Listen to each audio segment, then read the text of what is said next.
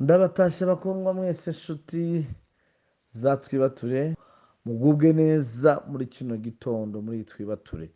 Ndagira rero ngo dufatanye gusenga dutangira dushima Imana. Data mu izina rya Yesu tugushimye kuri uyu mwanya ko ubanye natwe muri aya masengesho yatwibature. Umugisha buri wese mushinganye mu maraso Yesu, mushinganye mu mbaraga zawe zikomeye, muvane mu rwego umushyire mu rundi rwego. Iki gitondo kimubere igitondo cy'umwami Imana, kimubere igitondo cyo kugendererwa n'imbaraga zawe Kristo zikomeye. Ahabwe umugisha, amen. Turasengera mu ijambo riri mu Bafilipi igice cya mbere umurongo wa 6. Ijambo riravuze ngo nzi neza ntashidikanya ko yatangije umurimo mwiza muri mwe izawusohoza. Amen. Haleluya. Iri ni ijambo intumwa Pawulo yavuze mu gihe yabwiraga itorero ry'Abafilipi. Njya nkunda abwira abantu ngo Imana ntikora isubira inyuma. Haleluya. Imana ntikora isubira inyuma, Imana ntinanirwa, Imana ntinanizwa, niyo kwizerwa. Yivuze biraba kandi yategeka bigakomera.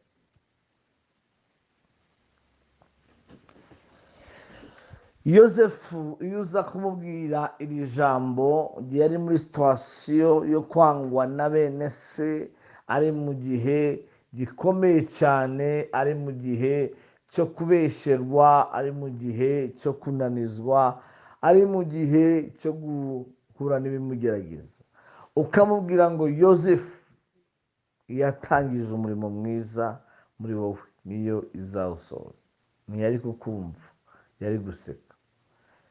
Hari igihe gishobora kubaho umuntu bitewe n'ibyo ari gucamo akumva biragoye cyane ndetse birakomeye cyane, ariko hanyuma y'ibyo byose hari yatangije umurimo mwiza muri wowe. Uyu Yosefu mbabwira, mu buzima bwe Imana yari yamubwiye ko azavamo umuntu ukomeye, imubwira ko ari we uzayobora umuryango, imubwira yuko azaba umunyacyubahiro ndetse na bene se bagapfukama bakamwunamira, ariko yisanga bene se ngo bamwanga kuko yari afite amasezerano akomeye, baramurwanya mu buryo ubu ndetse n'ubundi, ariko Yosefu akomeza kwiringira Imana n'amasezerano. Byaragaragaye rero ko bagerageje kumwica, bagerageza kumugirira nabi, ariko yatangije umurimo mwiza muri we, ikomeza kumurinda no kumuporoteja.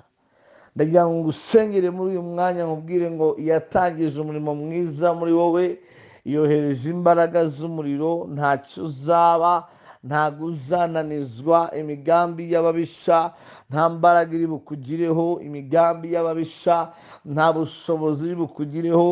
Uwiteka Nyiringabo niryo zina rye, aragota ubuzima bwawe, aragota imibereho yawe, aragutwikiriza imbaraga z'umuriro. Niwe ugira icyo arema, niwe ugira icyo akora, asutsa andi mavuta adasanzwe mu buzima bwawe, yohereje imbaraga mu mibereho yawe, yohereje umuriro mu mibereho yawe kugira ngo asohoze ibyo yavuze ku buzima bwawe. Ibyakurwanyaga byose biramburwa imbaraga.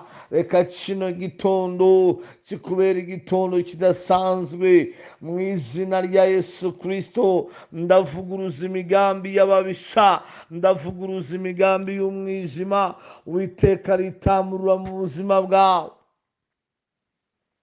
Ndimo senga mbwiye ko umuntu wese wari unkurikiye muri twibature ngo Uwiteka ngo agiye kumuhagarika ku musozi ngo wo gushima ngo no kuvuga imbaraga ze.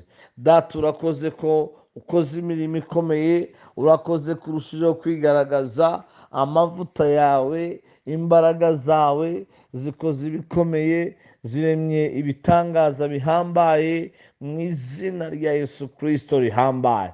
Data, urakoze kugize neza, tuguhaye icyubahiro mu izina rikomeye rya Yesu, amen. Reka rero mbashimire abo tubanye muri twibaturire iki gitondo, mbabwira ngo turakomezanya nimugoroba mu masengesho y'uyu mugoroba. Imana ibahe umugisha. Bye bye.